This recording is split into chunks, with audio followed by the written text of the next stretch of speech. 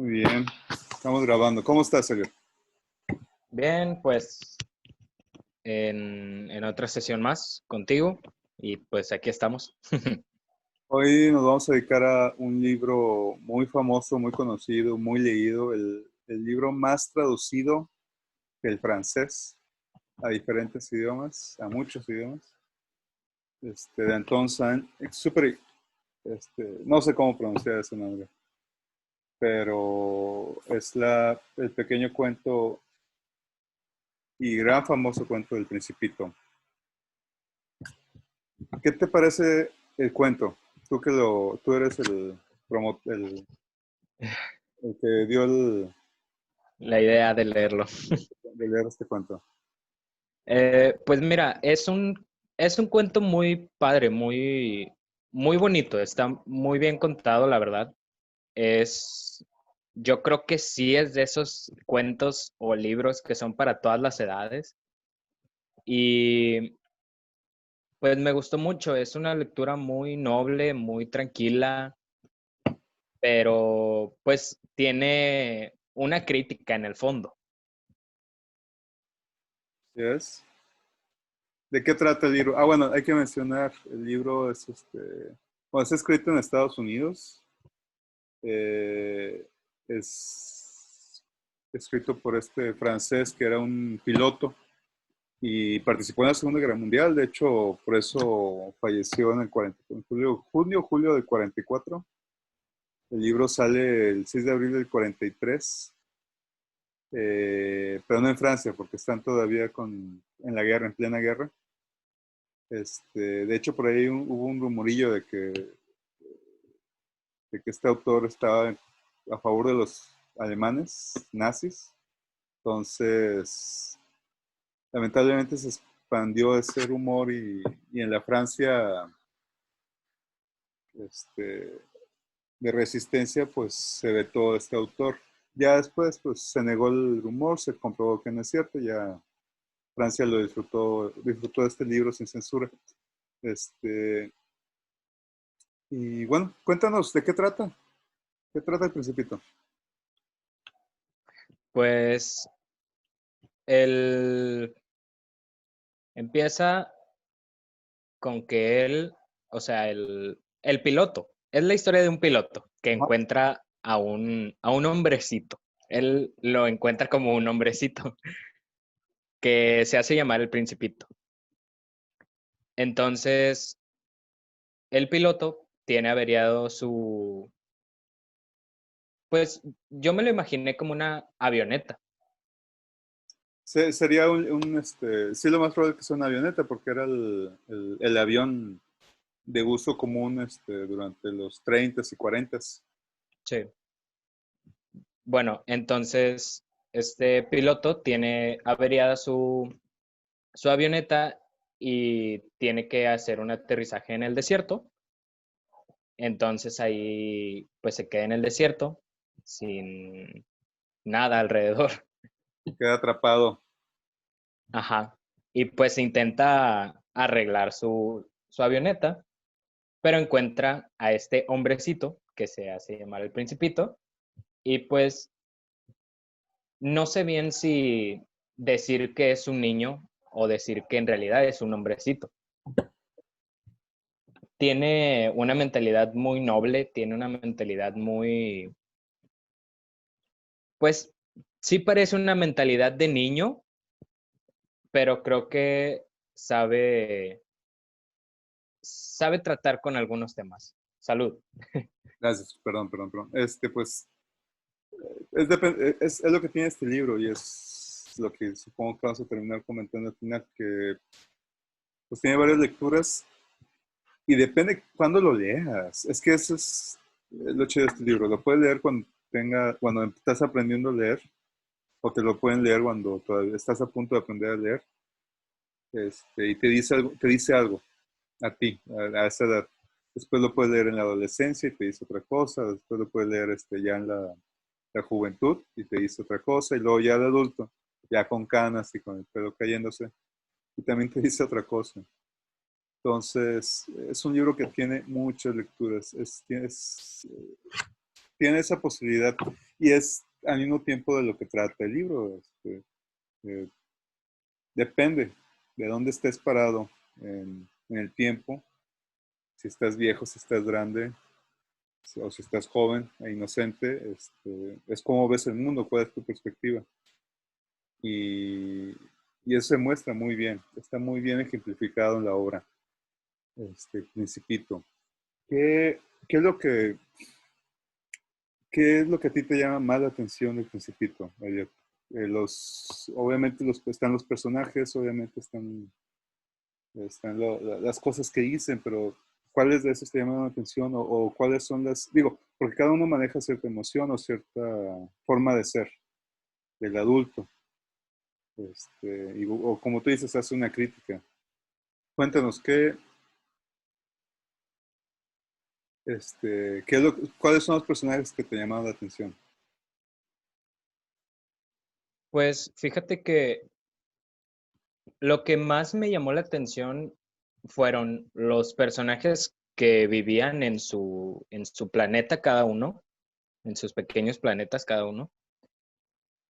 Y también me llamó mucho la atención que usaban como una metáfora la rosa del Principito, la flor del Principito. No era una rosa, era una flor, pero no sé qué flor era. Pero creo que eso fue lo que más me llamó la atención. Me llamó mucho la atención eh, los personajes que aparecían en los planetas a los que llegaba el Principito, porque creo que ahí es donde está más la crítica social. En, en donde en cada planeta había una persona diferente y, por ejemplo, en...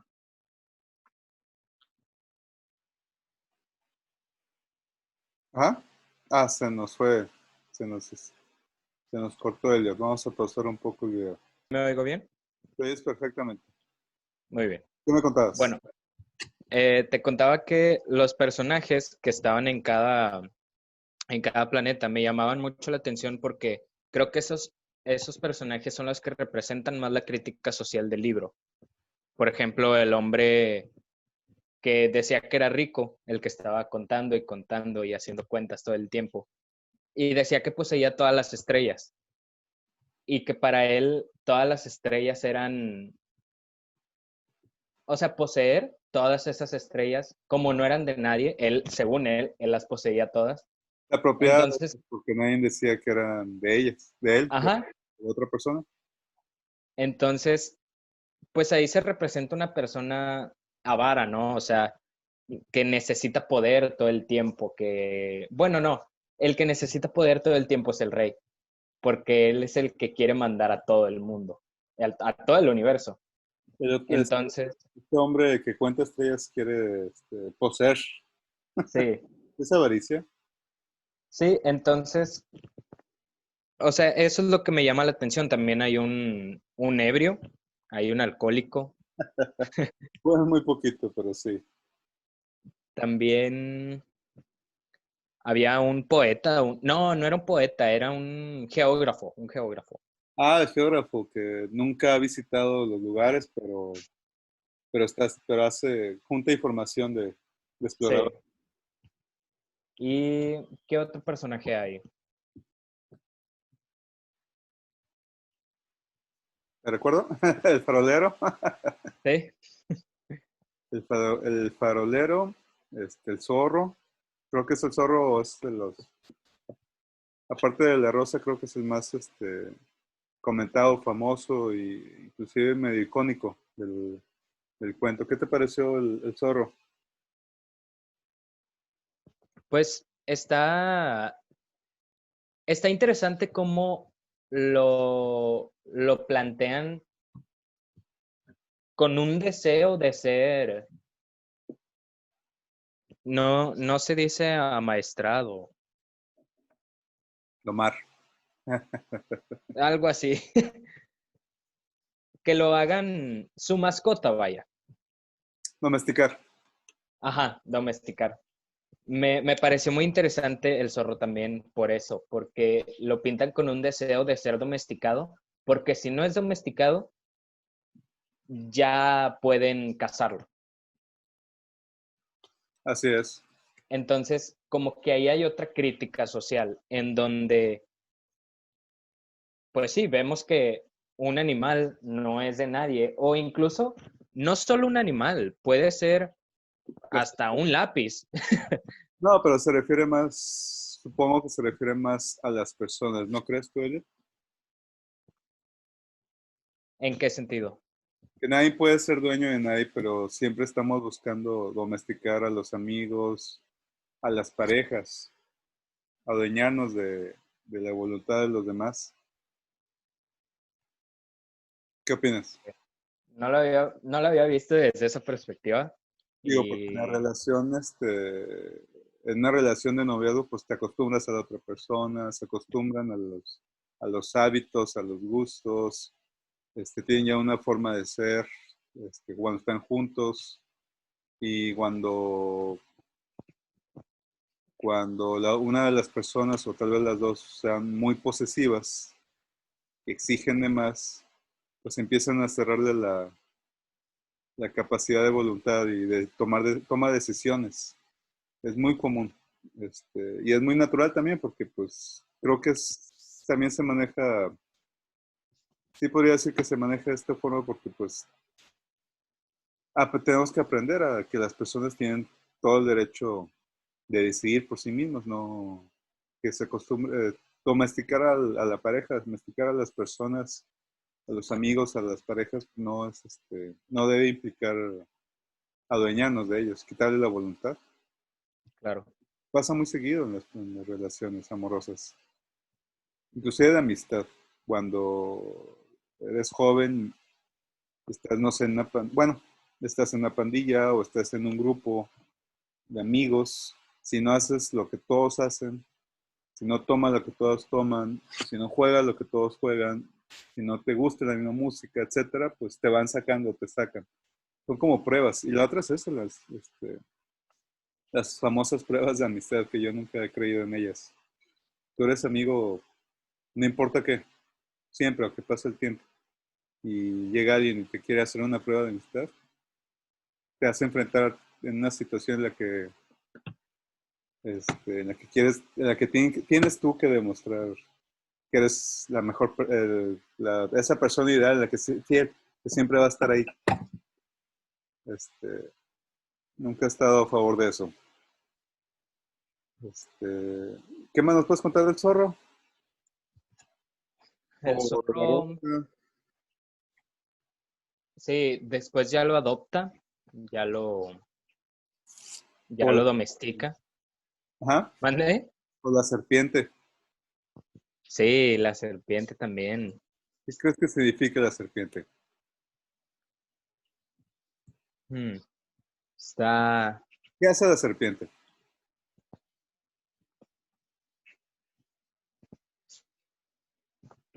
la serpiente la induce al principito a que baje, pero la serpiente le dice al principio que es buena, ¿no? O sea, que lo va a acompañar o algo así le dice. Entonces lo hace bajar de, si no, si no mal recuerdo, es como una roca, lo hace bajar.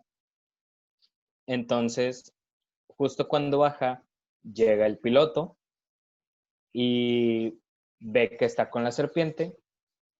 Entonces el piloto se asusta y le dice que está haciendo con la serpiente y en eso la serpiente lo muerde.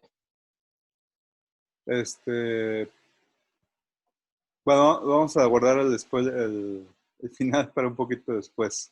Pero sí, o sea, las serpientes, si te fijas, dice que hablan en acertijo, o bueno, se le hace muy, habla como en acertijos la serpiente. Y en Egipto, pues la serpiente es un símbolo de sabiduría. No es un símbolo negativo como se considera más en el norte, en Europa, en el occidente. Porque bueno, pues, por el veneno que contiene y por el hecho que es rastrero y supuestamente es Satanás que se convierte en serpiente para poder convencer a Eva de comerse la manzana del árbol del conocimiento. Entonces, la imagen de la serpiente en el occidente es negativa. Es un símbolo de un ser rastrero, un ser con astucia, pero que te va a hacer daño. En el antiguo egipcio es un ser que provoca la iluminación, o bueno, un cierto tipo de iluminación, cierto tipo de sabiduría, pero no es negativa, es positiva. Entonces, eh, por algo está ahí, por algo es un símbolo de astucia, pero al final es el que le da fin a la vida del principito en la tierra, en nuestra tierra. Y bueno, ya después dejamos para el final lo que sucede, si realmente o no realmente se murió. Este, la rosa, ¿qué opinas de la rosa? La rosa es muy curioso, o sea, se podría decir que la rosa es la única posesión que el Principito tiene. Claro que en su planeta tiene 3 volcanes, uno extinto, pero se podría decir que es la única posesión que tiene. Y pues ya después, bueno, al principio el, el piloto le hace un dibujo de un cordero. Y, pero se me hace muy curioso porque Ajá. se Ah, da cuenta no que, llega a molestarlo diciéndole que quiere un dibujo. sí, Y sí, le dibuja el famoso dibujo que él siempre le ha dibujado a todo el mundo. sí, el del sombrero. Dinos, ¿tú creías que era un sombrero la primera vez que lo viste? Sí, o sea, yo me acuerdo cuando lo leí hace como 5 o 6 años y Ah, yo sí pensé que era un sombrero. Sí le vi forma de sombrero. es un sombrero. Sí, o sea, la verdad, la primera vez, si alguien ve un dibujo así, piensa es un sombrero. Así es. Entonces, Mal dibujado y muy feo. sí, es, es curioso cómo se trata a la flor.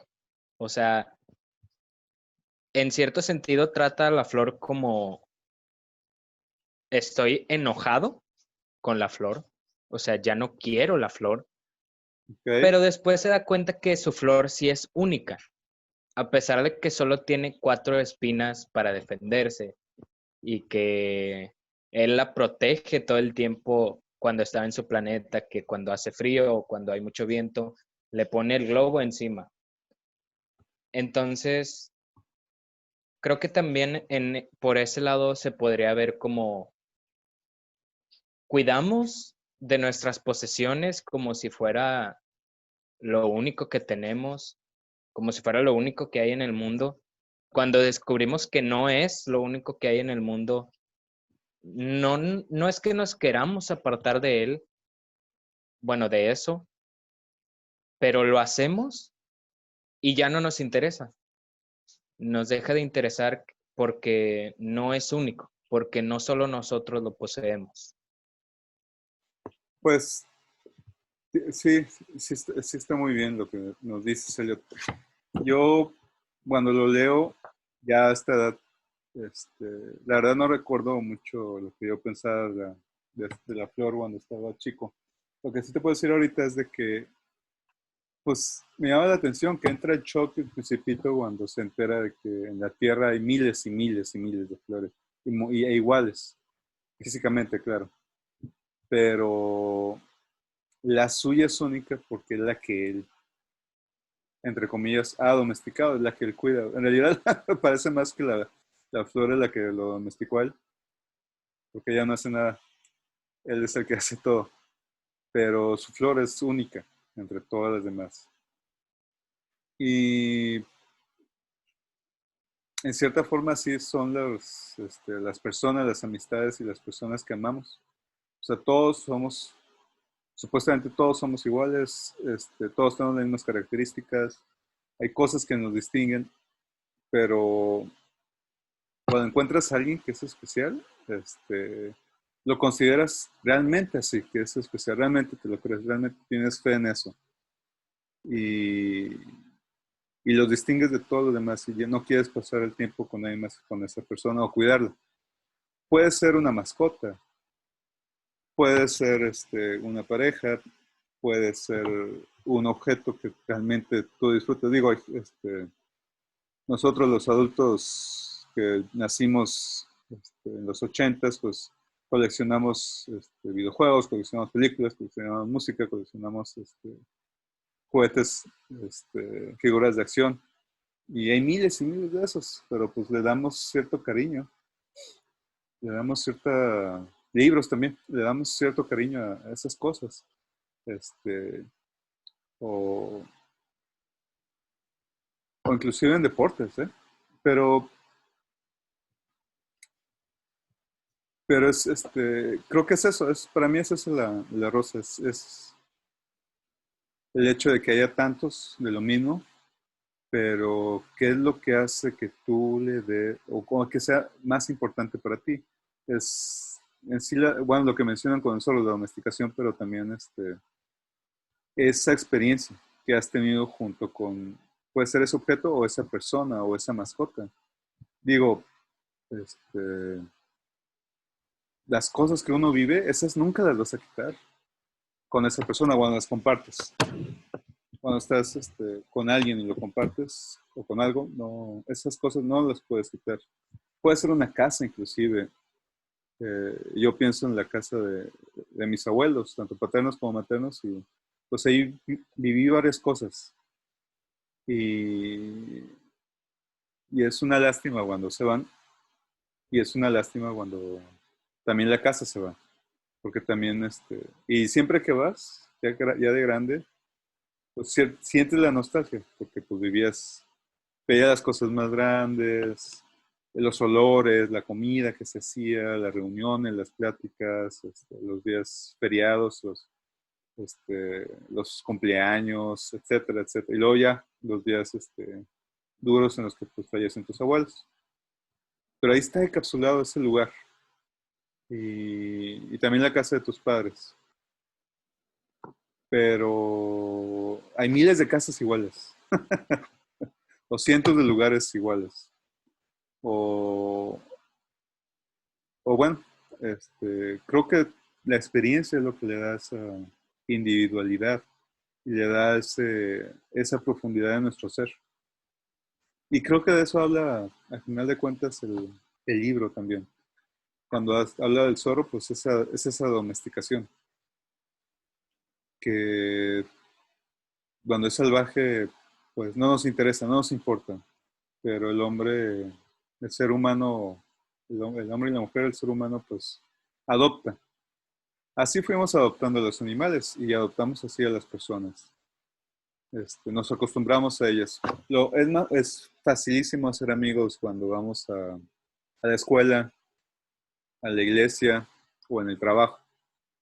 Entablar relaciones, igual no de amistad entrañables, pero sí entablar cierta socialización, cierta relación amistosa o aunque sea de compañerismo de trabajo.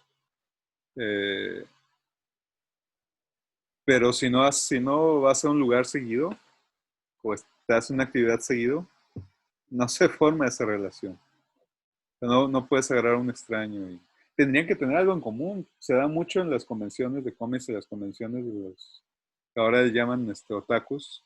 Qué curioso, los del centro les llaman frikis, nosotros les llamamos otakus. A los que les gusta el anime japonés. Pero pues en mi época era los cómics gringos, Marvel, DC, Image, me tocó Image, Spawn, etcétera, y los videojuegos. Y aunque no fuéramos a la misma escuela, aunque no estuviéramos en la misma iglesia, si no íbamos, que no íbamos al catequismo, podíamos entablar una relación porque hablábamos o de series, de las caricaturas que veíamos en el Canal 5 o en el Canal 7, Escuela Zodiaco, eh, y o de videojuegos. Hablamos de videojuegos, el último que rentamos, el último que salió, la revista de Club Nintendo, etcétera, y de esas cosas hablamos, y fácilmente. Bueno, para mí se me daba. A los demás, yo conozco, pues, que el fútbol y la lucha libre era lo que se platicaba. Aparte de las caricaturas, eso todo el mundo lo veía. Pero siempre era el fútbol. Para mí era difícil porque en casa no se veía fútbol y no tenía ningún interés por el fútbol. La lucha libre me llamaba la atención y a veces la veía los sábados, en las mañanas, pero nunca me hice fan. Pero sí la disfruto de vez en cuando. Disfruté más el béisbol, el fútbol americano. Y cuando se es chamaco, hasta que ya están grandes, hasta que ya entra la adolescencia y empiezan ya a disfrutar este tipo de deportes. O el box. Eh, pero ya me fui. ¿Qué otra cosa nos quieres comentar? O tu lectura, o tú cómo vives, cómo disfrutas este libro. Perdón, ¿qué es para ti el Principito? Ya te hablamos de lo filosófico. Ah, creo que algo muy importante que resaltar, que creo que es lo que más se puede notar, es la comparación entre una mente adulta y una mente de niño. Es, es curioso porque describe a los adultos como que se crean muchos problemas, se quejan todo el tiempo, son extraños, son tristes. Sí, Incluso así lo escribe, son extraños. son extraños. Y pueden ser tacaños, avariciosos, depresivos, con ansia de poder. Y en cambio el niño no, o sea, el niño es noble, es inocente, no sabe qué está pasando, no sabe de qué le están hablando a veces. Y es interesante también que pintan muy ciertamente que el niño se aferra a una pregunta, como lo Sí, hace el Principito. Le surge una pregunta y la pregunta y la pregunta y la vuelve a preguntar todo el tiempo, así sea a una o a otra persona. Quiere saber qué es. ¿por qué? ¿Qué te pasó a ti? ¿Eras bien preguntón o te preguntaron mucho? No, o sea, sí me han preguntado, muchos niños me han preguntado varias cosas, pero es el famoso, ¿y por qué esto? ¿Y por qué el otro? Entonces, se aferran a algo y quieren saber qué es, quieren saber qué hay, pero cuando ya les explicas es, ok. O sea, se quedan con la primera explicación y así son los niños, así es el Principito. Así somos nosotros. Es, sí, Tenemos una curiosidad innata. Siempre queremos saber, entender, comprender. Y luego de repente, pues buscamos quien nos diga, porque pues nosotros no sabemos cómo. Ya que aprendemos, pues hasta ahí llegó. Es como una pequeña aventura, pero de la mente. sí, Y luego ya hasta que encuentras algo que te vuelve a llamar la atención. sí. De hecho, algo que también se puede resaltar es que pinta a los niños como que se hacen narrativas que son difíciles de imaginar que sean posibles para un adulto. Hablando de adultos, ¿qué opinas del farolero? ¿Qué crees que signifique o qué crees que represente o qué significaría para ti? Fíjate que ese fue el personaje que no supe decir qué representaba. O sea, su labor era apagar y encender un farol. Y él dice que por cada minuto que pasaba, en su planeta pasaba un día. Entonces me daba mucha risa que de repente decía, buenos días, y luego, buenas noches, y luego, buenos días, buenas noches. Pero fíjate que, ¿cómo ha cambiado? Creo que este personaje es muy importante porque es el que considera al Principito como uno de los posibles amigos que podría tener, ¿sí o no? O sea, lo ve con ojos más positivos. No lo ve Sí, tan metido en sí mismo, tan egoísta como los demás personajes. Que básicamente siempre se está alejando de estos personajes por lo egoístas que son. sí, lo nota como muy leal a su Ándale. trabajo. Y no sé si recuerdas, pero existió el socialismo desde el siglo XIX y durante los 40 del siglo pasado, pues fue un elemento muy importante en la política y en la cultura académica y en la cultura en general. Y el obrero, el, el trabajador, era un personaje que siempre se buscaba levantar en su imagen, en la imagen política. Siempre se buscaba, los políticos siempre buscaban apropiarse de este ser. Este, para no meternos de más, nada más comentar que cómo es que ahora, y ahora nosotros en este estado, en esta parte norte del país, de México, ¿cómo crees que observamos a este trabajador que está incansable?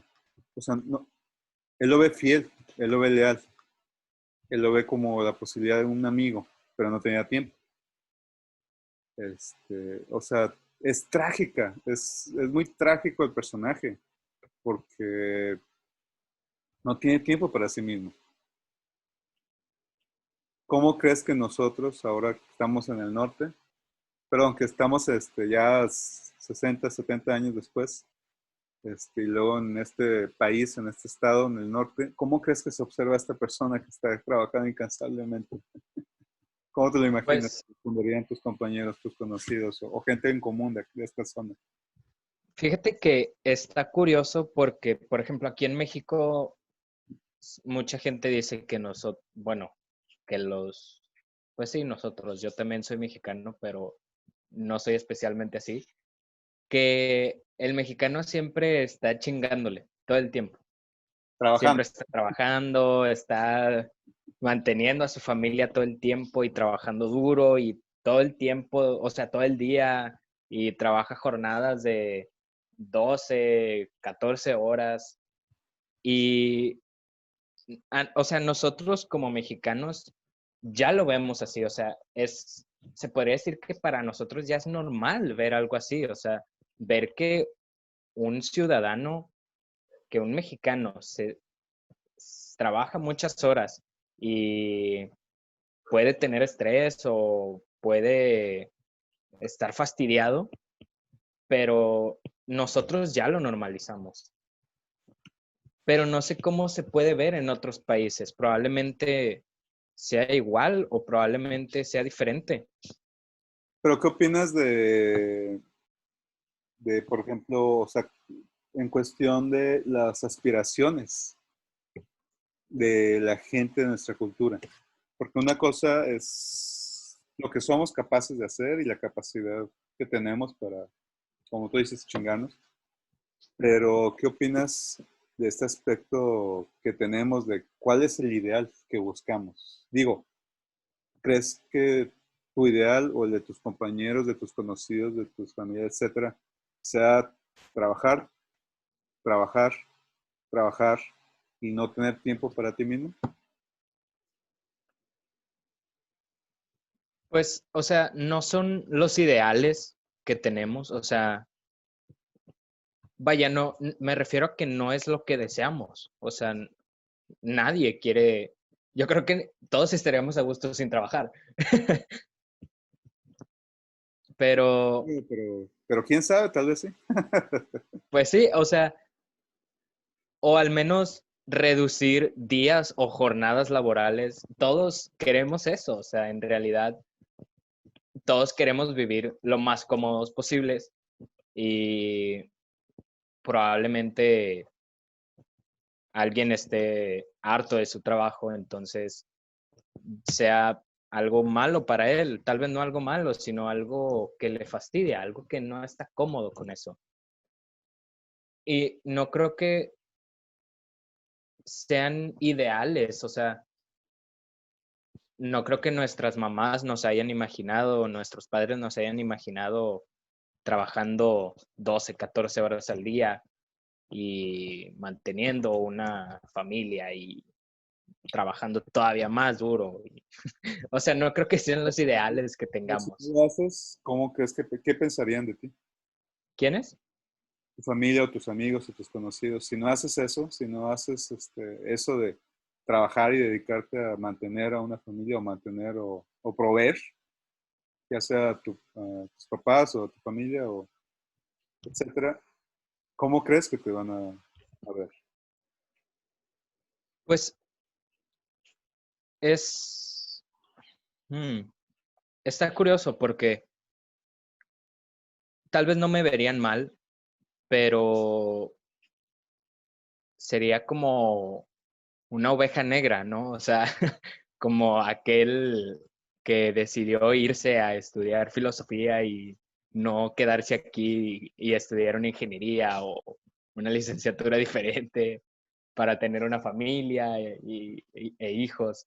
Estaría, o sea, es interesante pensar en eso, pero yo creo que eso se puede ir o se irá reduciendo poco a poco. Yo creo que mis generaciones pueden entender que no, no siempre no siempre todos se tienen que casar. No, no tiene por qué ser una meta en tu vida si no quieres. Pero yo creo que para las generaciones de mis papás, yo creo que sí lo es. Sí tienen este ideal de yo quiero una familia y quiero mantenerla, quiero que mis hijos salgan adelante. Y creo que eso se ha ido reduciendo poco a poco, o sea, ese ideal, creo que se ha ido reduciendo poco a poco. ¿Y del trabajo? ¿Crees que te darían chance a tus amigos o imagínate que ellos ya estén trabajando, ya hayan salido de la carrera, estén trabajando y tú eres el único que no ha salido ni de la carrera y todavía no consigues un trabajo? Pues creo que en esos casos sí, como que hay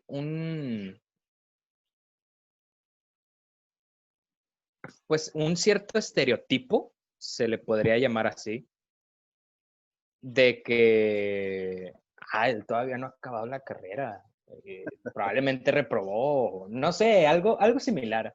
Yo sí reprobé 3 veces.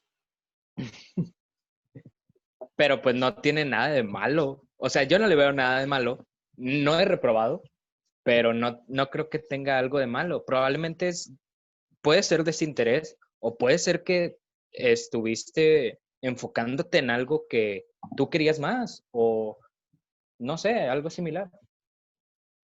Pues yo lo que quería comentarte era que pues este personaje, si te fijas, está pues muy relacionado con la política de esta época y estoy seguro que es una de las ideas del autor en cuestión de política personal.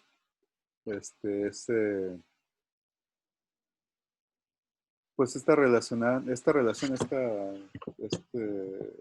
guiño al trabajador, al obrero, a la lucha de clases, a la lucha de la clase obrera, más bien,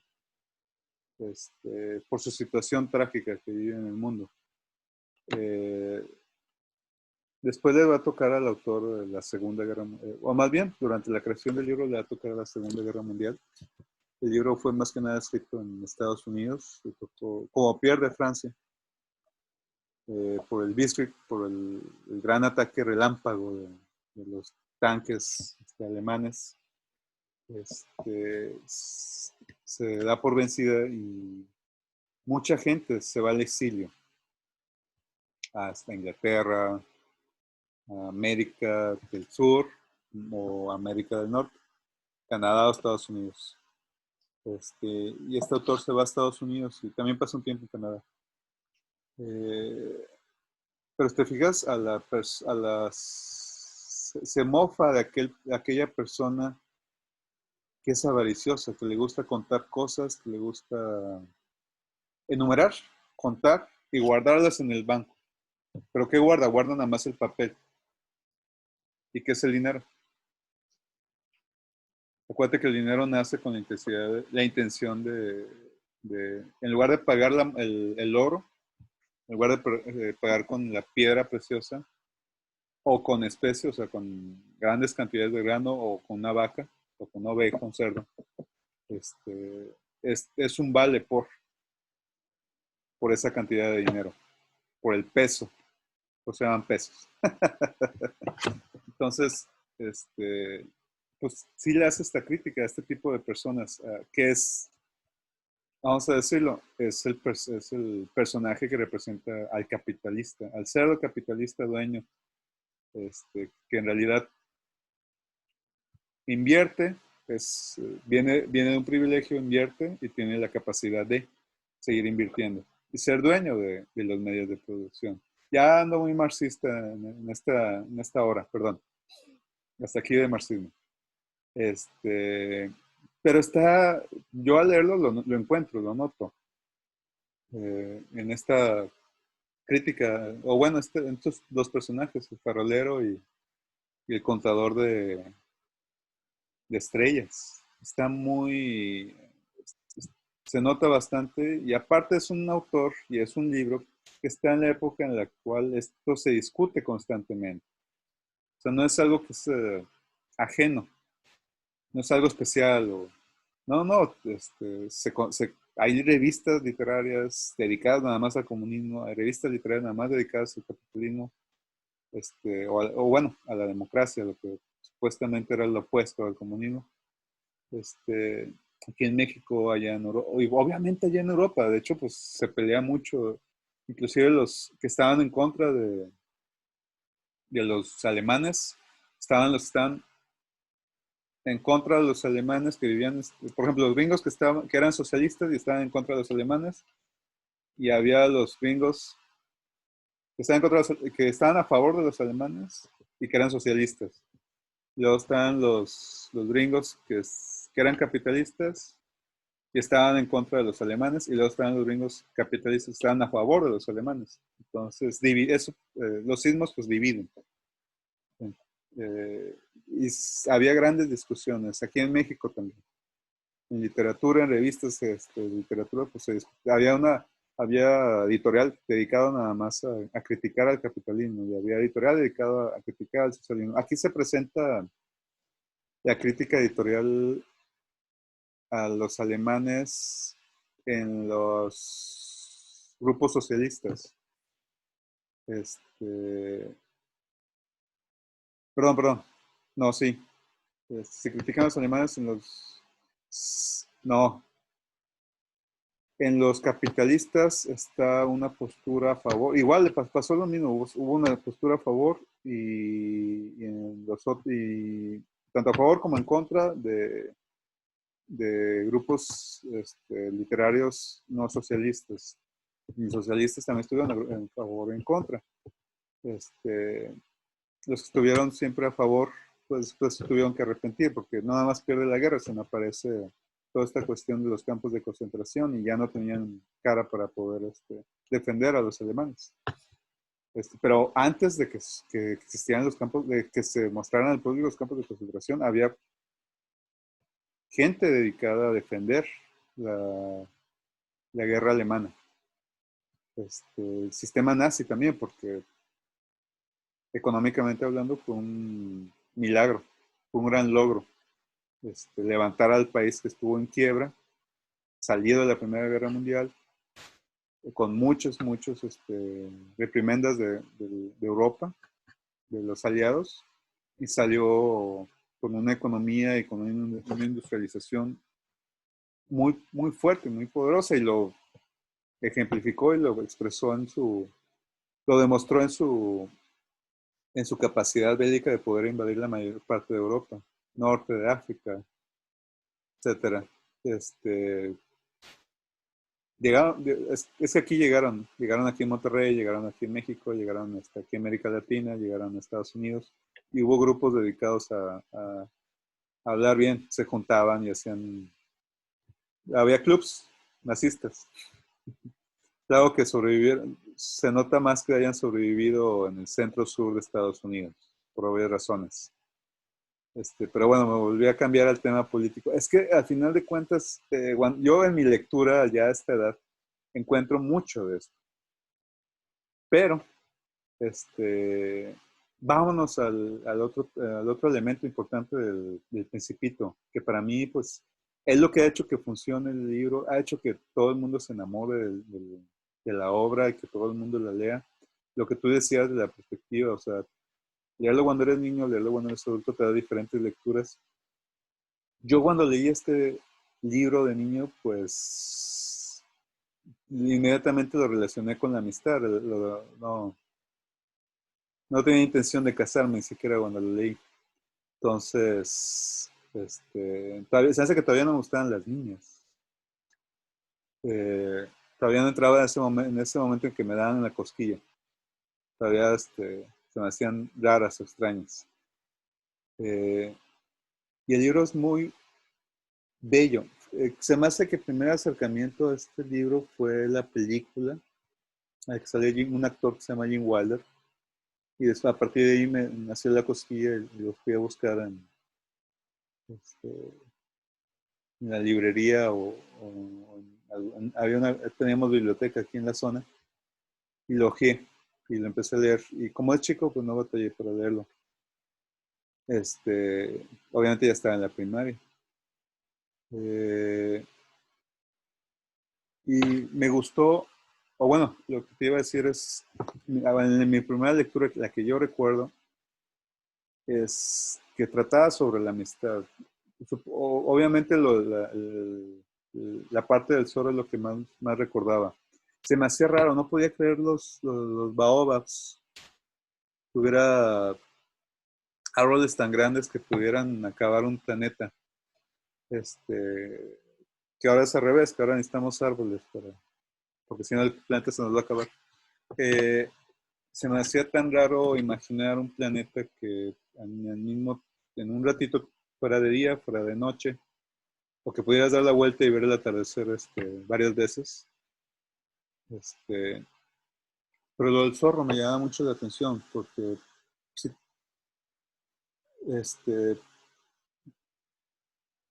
lo único que te daba en esa época, lo único que sentías para mí, más bien lo que yo sentía que te daba la, que te mostraba cómo era el mundo, que te mostraba cosas nuevas, eran los amigos. O sea, te digo, hablábamos de videojuegos, bueno, en esa época ya hablaba de videojuegos, caricaturas, películas, este tipo de entretenimiento, pero también aventuras, cosas que nos inventamos de niño, que en esta calle hay una bruja, cuentos de terror, todo este tipo de cosas que nos inventamos de niños y las creemos y las consideramos como reales. O sea, es lo peor, o sea, no creemos en ellas. Es real las brujas, es real la muñeca que está en el baño de la primaria, es real que el señor de la esquina come, rapta y come niños. Ese tipo de cosas las creemos, las conocemos como reales. En nuestra inocencia, claro.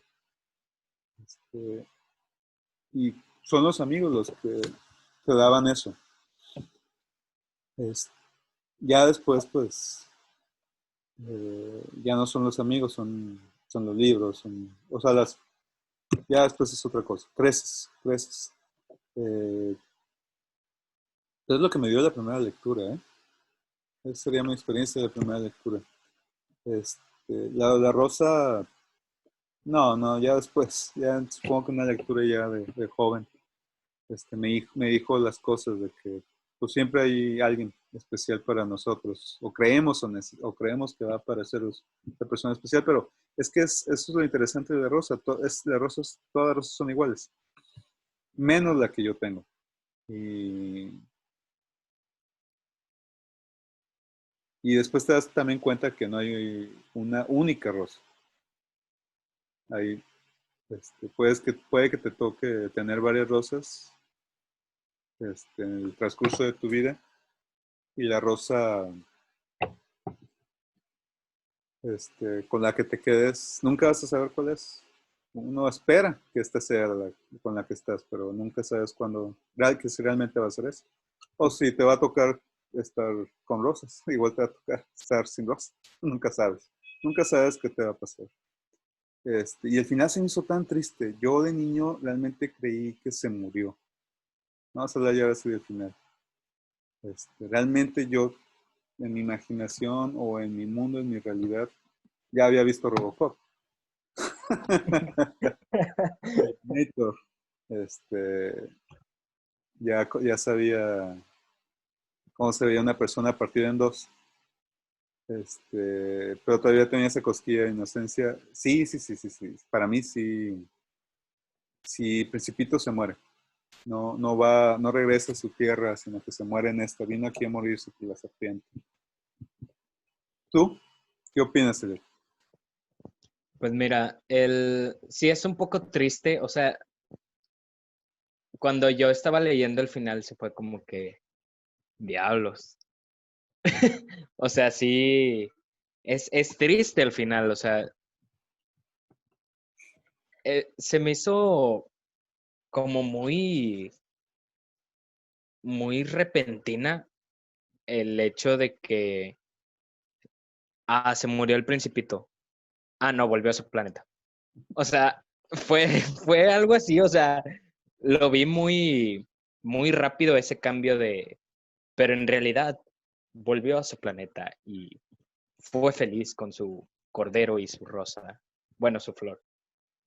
O sea, es, es un, es un final triste, la verdad, pero yo no sé qué pensar. O sea, no sé si pensar que sí se murió o si regresó a su planeta. Fíjate que los finales tristes son los más pegadores y con los que nos podemos relacionar mejor. Nos encantan las tragedias, no nada más por el moro, pero también por la capacidad empática que tenemos de decir, yo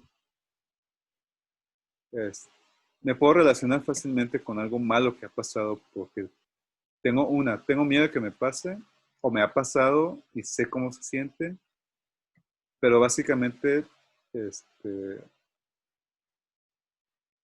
eh, la sientes, la sientes casi más viva que cualquiera de las otras emociones o cualquier otro sentimientos que podrían aparecer en una obra, ¿eh? Porque este, la tristeza es muy propia del individuo, o sea, de cada uno de nosotros, pero también es personal la tristeza, muy, muy, muy personal. Hay otros sentimientos y otras emociones, pero son más universales, son más, no son tan únicas, no las sentimos tan únicas, o sea, la ira, o sea, cualquiera puede sentir la ira, este, y, pero no es tu ira, es la ira de todos los demás.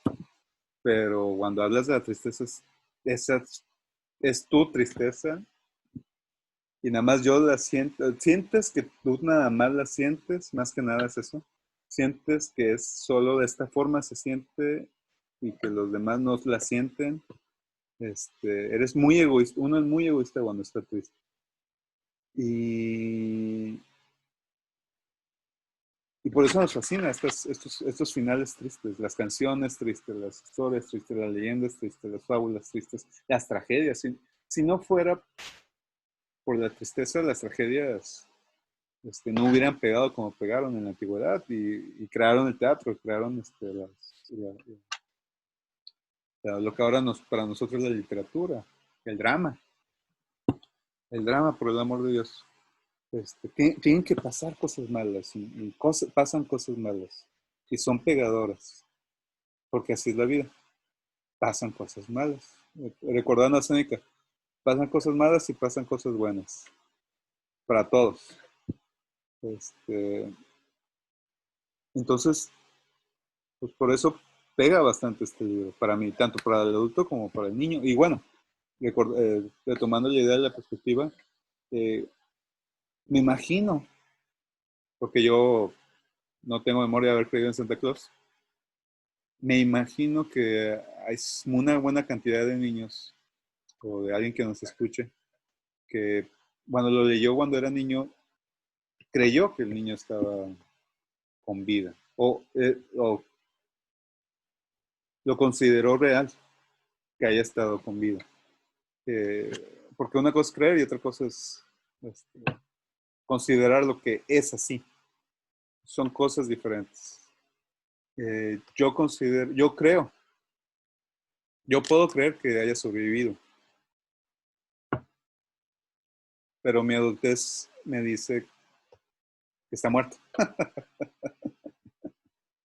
Pero puedo creer que quedó vivo. Y son dos cosas diferentes que pueden convivir en un mismo ser, en una misma persona, que son dos cosas.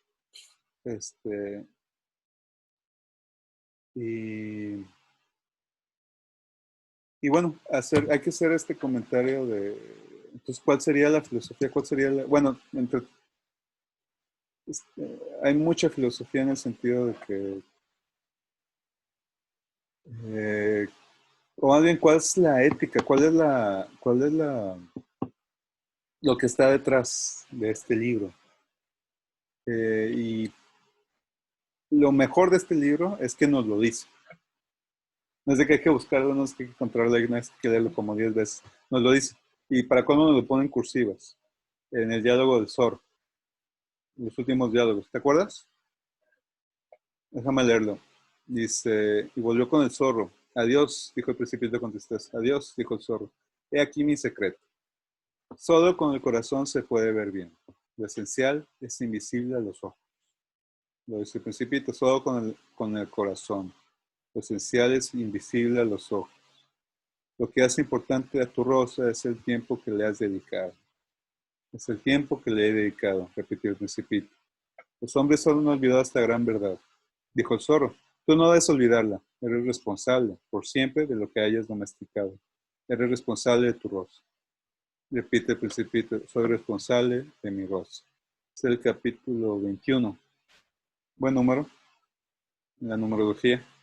Esa es la esencia, esa es la filosofía detrás de la obra del Principito. Solo con el corazón se puede ver bien, lo esencial es invisible a los ojos. ¿Y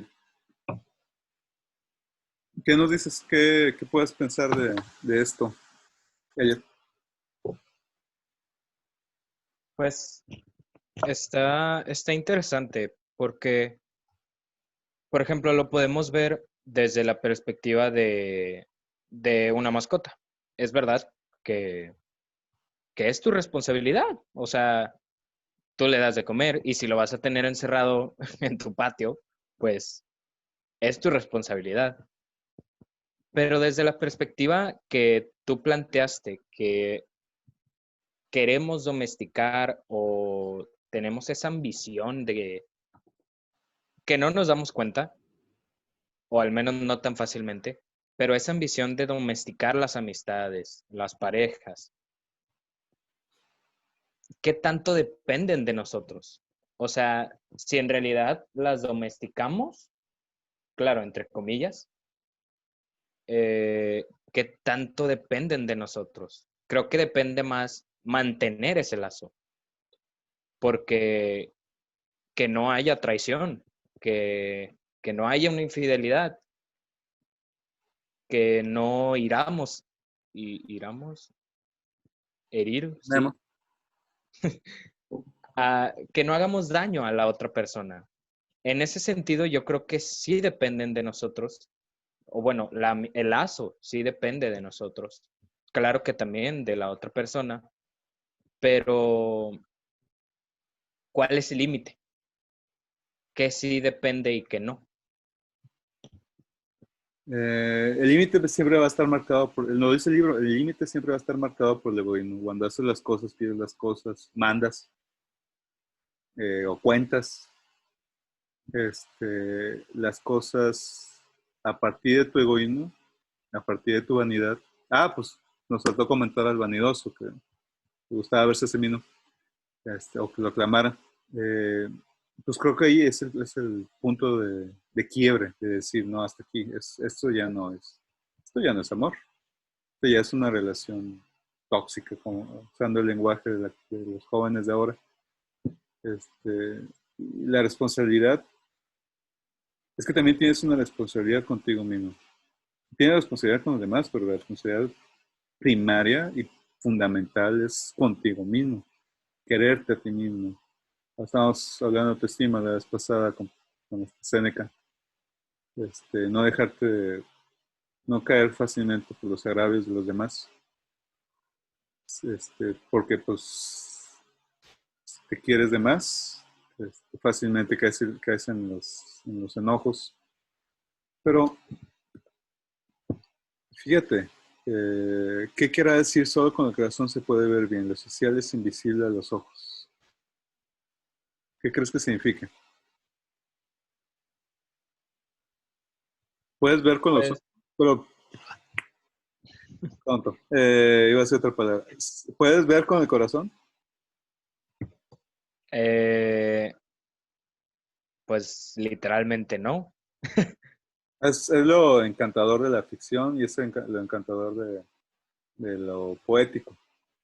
Puedes Sí. ver con el corazón. ¿A qué crees que se refiere? Ver con el corazón. Que, pues, por ejemplo, nuestros ojos reciben los colores, los tonos de luz, y nuestro cerebro es el que lo recibe y crea la imagen. Y, pero entonces lo que vemos, pues pensamos algo acerca de eso. O sea, ahí es donde entra nuestro corazón, cuando juzgamos algo. Si para nosotros es bonito, si para nosotros es feo, si lo queremos o no lo queremos, si le queremos tener cierto aprecio o si no. Creo que a eso se refiere más que nada, como el valor emocional que le otorgamos a lo que vemos. Muy bien, eso es lo que realmente quería escuchar que dijeras. El corazón es algo íntimo que está dentro de nosotros, algo que late, algo que emana dentro de nosotros, nos mueve. Ver con el corazón es ver con lo más íntimo que tenemos adentro de nosotros. ¿Y qué es lo más íntimo que tenemos dentro de nosotros? Son las emociones, no los sentimientos, porque los sentimientos dependen de algo exterior a nosotros, de los accidentes, del tiempo, etcétera. Son más espirituales las emociones, porque no dependen de algo artificial o ajeno. Eh, con el corazón, es decir, con lo que es más íntimo, podemos comunicarnos con las demás personas. Usamos las emociones para entender a las demás personas. Si no, no existiría la empatía. Y que es algo que es muy difícil de hacer, porque no todas las personas están en un autoconocimiento de saber quiénes son y diferenciar que esto es una pasión. Y la pasión es algo donde te dejas llevar, que te doma, que te domina. Pero acuérdate que la filosofía que hemos manejado moralista o de la virtud, pues no considera eso como algo digno del alma humana o del espíritu, que te dejes llevar por las pasiones, porque no te controlas. Algo más te está controlando. Y diferenciar los sentimientos de las emociones, diferenciar las creencias de las cosas que son, de las cosas que conocemos y de la fe. La fe y la creencia es diferente. La espiritualidad es diferente a la religión. La religión es diferente a las creencias. Son cosas diferentes. Eh, Después, ya eso, fíjate que eso lo platicaré. Como estoy ya empezando a leer todo eso, vamos a hablar del cristianismo, de la filosofía cristiana, pues ya hablaremos de eso de forma más detenida y diferenciar bien los términos. Pero nadie está en ese proceso de autoconocimiento, de aprenderse y de conocerse, porque esto no es de que lo hice cuando estaba en la prepa, que me aprendí a conocerme a mí mismo y no, y se acabó, no, sino, o lo voy a hacer ya que tengo problemas psicológicos o de que ya me siento con mucha ansiedad y necesito ir a ver a un psicólogo y ya y nada más lo hago en esa horita en la que platico con él a la semana o al mes. No, es un constante y arduo trabajo. Eh, encontrarte a ti mismo. Por eso la lectura, el libro es muy bello, es una experiencia muy emotiva y muy bella, porque el libro es un reflejo de ti mismo al leerlo, al estar sentado con él. No nada más estás leyendo el libro, estás enfrentándote a ti mismo. Una, a callar, a tranquilizarte, a no enfrentarte, a dialogar contigo. Las cosas que dice, las cosas que hace el libro, al leerlo, las cosas que hacen los personajes. Si no es ficción, las cosas que el autor te quiere tratar de enseñar o comentar. Es una discusión interna, es una reflexión. Te flexionas a ti mismo y te ves a ti mismo.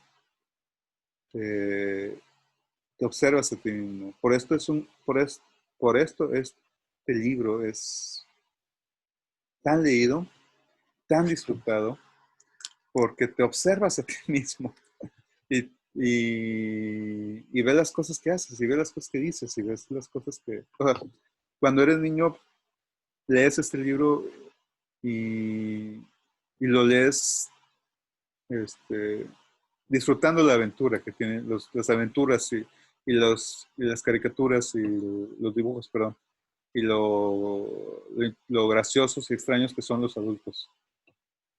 Y ya cuando eres adulto, te enfrentas a cosas que tú has dicho, que tú has hecho, que tú haces. Esta persona que cuenta, esta persona que trabaja, esta persona, al zorro, a la serpiente, este, y, y a veces no nos gusta. Y ese es el problema, cuando no nos gusta y tapamos, lo guardamos y lo queremos olvidar. Y luego en la siguiente peda sale a resurgir y te pedas con tus amigos, etcétera. O creas relaciones tóxicas con los que están alrededor de ti. Porque estás acostumbrado a tener ese tipo de hábitos. Y si te las dicen, nunca estás contento. Más bien, nunca te va a gustar que te digan tus problemas, tus errores. No nos gustan que nos digan las cosas que somos, especialmente si son malas. Pero debería ser al revés. Deberíamos apreciar a las personas que nos dicen las cosas que somos mal, cosas que tenemos mal adentro, que hacemos mal, y despreciar, no siendo, no siendo maleducados, pero despreciar en cierta forma las cosas buenas cuando nos dicen cosas buenas. ¿Para qué? Para no caer en la vanidad. Hay que aceptar el agradecimiento. Cuando haces de más por expresar que está mal que te, que te den un comentario positivo, pues ahí es también cierto tipo de vanidad. Me acordé de una anécdota, la anécdota de Octavio Paz, en la que está en la India y le van a dar un regalo. Más bien le van a dar un tributo un premio por su obra literaria. Y él está así como que, ¿la acepto o no la acepto? ¿La acepto o no la acepto? Y va con un amigo, le dice, conozco a esta mujer, que es una sabia y todo el mundo le pregunta cosas de este tipo. Es la sabia del pueblo, entonces, de la aldea. Entonces la gente vaya a preguntarle cosas. Y él va con curiosidad más que nada y con curiosidad típico occidente de que vamos a ver qué cosa graciosa nos dicen en este pueblucho de tercer mundo. Iba más con esa ideología. Y cuando llega y le cuenta el problema a esta mujer, la señora estaba pelando una naranja y se la lanza y la agarra. Y le dice, los premios deben ser recibidos como acabas de recibir la naranja. Las cosas buenas y las cosas malas las debes de tomar sin necesidad de hacer revuelo de o una de la otra. El hecho que se ponga a pensar si debería recibirlo o no, o crear una discusión al respecto, pues es al final de cuentas vanidad. Porque, ay, estoy recibiendo un premio. Ay, qué asco, ¿no? Porque ahora ellos me quieren dar un premio a mí por esto y por aquello. ¿Y qué dirán aquellos? ¿Qué va a significar esto que me están dando para los otros? Para este otro grupo y este otro grupo que representa este otro grupo. O sea, cuando alguien te da algo, bueno o malo, recíbelo como es, sin pensar de demás. Pero el punto, ya me fui. El punto es esto, solo con el corazón se puede ver bien. Y lo esencial es invisible a los ojos. Estamos en un mundo lleno de apariencias y eso es algo que enseña este libro y casi nunca lo consideran, ¿eh? En reseñas, etcétera, casi nunca se considera esto. Se habla del egoísmo de las personas, se habla de la inocencia, pero casi nunca se dice que realmente lo que está aquí afuera en este mundo, en esta realidad, es una apariencia. O nos muestran algo que no, que no, que no es en realidad. Quieren mostrar algo. Las personas así somos. Queremos mostrar lo que no somos. Y es muy del mexicano, ¿eh? Con tener casa grande, tener muchos carros, tener 2, 3 carros que no puede pagar, que tiene 3, 5 tarjetas con las que una se está pagando a la otra para pagar todas las cosas que está comprando, que en realidad no compra. Debe, debe. Así es muy el mexicano, ¿eh? No, nos gusta en la política, nos gusta la ceremonia, nos gusta la solemnidad. En la poesía, en la literatura, cuando se presenta, es muy solemne la situación, es aburridísimo. Nos gustan las apariencias, somos muy vanidosos los mexicanos. Nos gusta, en el trabajo, muy responsables, muy decentes, muy todo lo que quieras, pero en la fiesta de la empresa o de la compañía o de la oficina, te vuelves todo lo contrario. O en el partido de fútbol o en la lotería.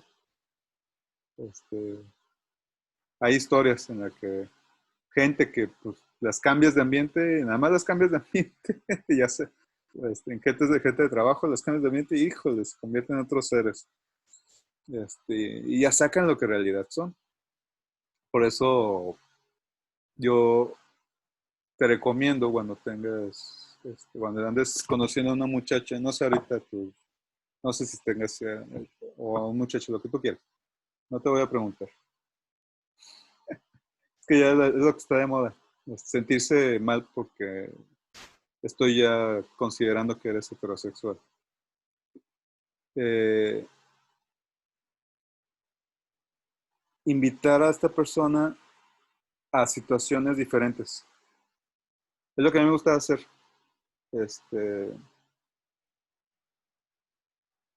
Por ejemplo, museos, librerías, pero ese mismo día, en esa misma cita, a una actividad física. Entonces ves a una persona en dos situaciones.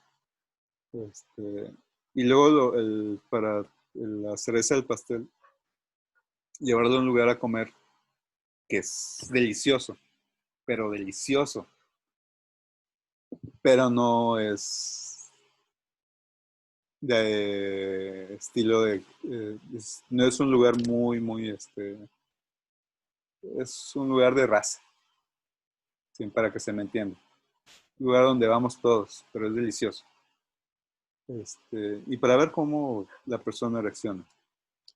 Y también para que sepa que pues, lo que importa es el corazón.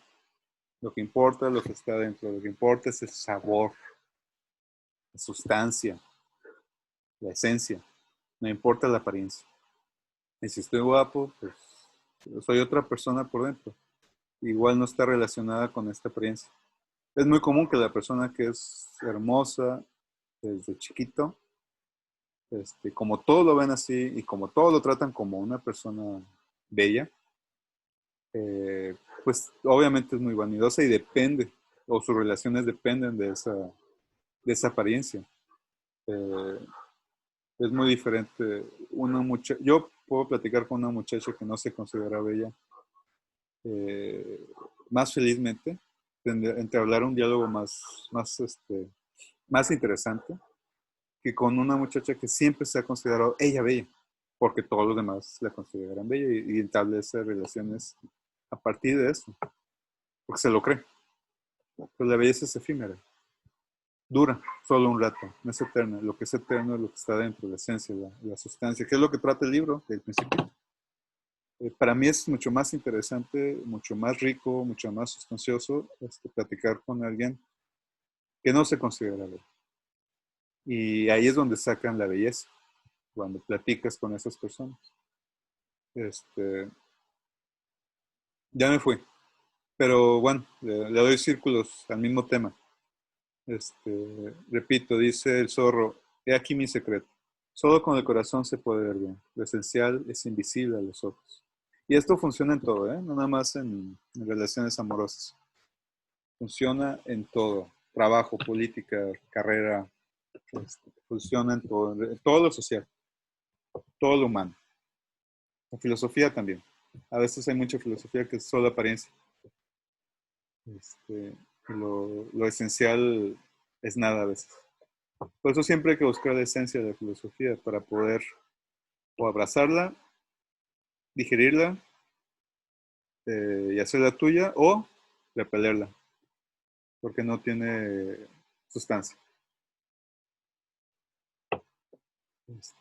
Pero bueno, Elliot, ya platicamos más de una hora del Principito. Yo pensé que nos íbamos a hacer con la media hora. ¿Algo más que quisieras comentar del Principito? Perdón. Pues creo que tiene una muy buena crítica social que supongo que en ese entonces era aplicable y hoy en día es muy aplicable también. Habla mucho de los comportamientos que tenemos, que tanto tienen los adultos como tienen los niños. Creo que no menciona tanto a los adolescentes, pero supongo que son como una combinación de ambos. O sea, como que los adolescentes son los que están en ese camino de comportarse como un adulto y Bueno, perdiendo. libros de los 40, la cultura del adolescente no existió hasta finales de los 50 y en los 60 en el mundo. En los 50 en Estados Unidos y en el mundo hasta los 60, hasta la llegada de los Beatles. Por eso es tan importante ese grupo, ¿eh?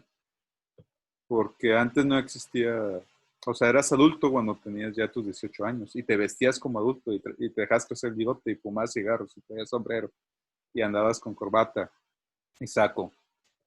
Y los que no lo hacían eran rebeldes y eran personas que estaban dedicadas a la violencia, dedicadas a, o sea, luego eran parias de la sociedad. Lo común era, era que no existía cultura del adolescente, del joven.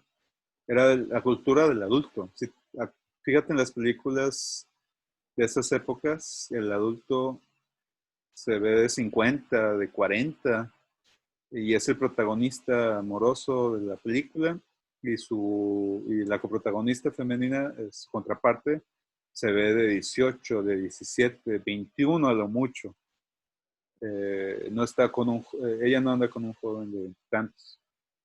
Es en los 50 en los que aparecen estos personajes rebeldes sin causa, por ejemplo, James Dean. Y pues ya ahora sí empieza a aparentar más crear la imagen y aparentar más al joven al joven más que nada, que no era, casi no era representado. Y cuando era representado, no era representado como un niño. O sea, veías al joven de 18 años o 17 años, 16 años, y era un niño, o se comportaba como un niño. Era muy dramático el personaje, fácilmente era engañado, etcétera. Ya después, ya el joven, ya el adolescente, y ahora sí pues se convierte en protagonista, se convierte en el que decide la cultura, la cultura del joven, la cultura del adolescente aparece en los 60, no existía. Este, no había música para ellos, no había ropa para ellos, no había moda para ellos, no había libros para ellos, no se pensaba. Nosotros ya pensamos con el adolescente. No existía antes, ¿no? No se dedicaba tanto a la ciencia tampoco. Sí, obviamente sí, pero no tanto como ahora, no tanto como después de los 60. Este choque cultural de la contracultura. Perdón por el paréntesis. ¿Terminabas de decir? Sí, pues es un muy buen libro, la verdad. Y como tú dices, depende de la edad en que se lea. Es una perspectiva diferente que se le puede dar. Entonces, pues lean El Principito. Es un muy buen libro, la verdad. Entonces, fíjate que tienes razón, de verdad que hay que recomendar que lo lean en este momento, en el momento que estén en sus vidas. Y después también, es ese libro que te dice algunas cosas cuando eres niño, cuando eres joven y luego cuando eres adulto. Y después en la vejez me pregunto qué me dirá. Es un libro que nos acompaña siempre. Por eso, por eso es tan traducido, por eso es tan leído, por eso es tan comprado, por eso es tan famoso Principito. Sí, Muy, muy emotivo y con mucho corazón. sí. Pero bueno, pues muchas gracias, Elliot. Gracias a ti. Gracias a los que nos hayan escuchado, que nos hayan aguantado la hora y cachito. Y, oye, continuamos con filosofía para la próxima vez. Así es. Bueno, pues bueno, fue un placer. Nos vemos.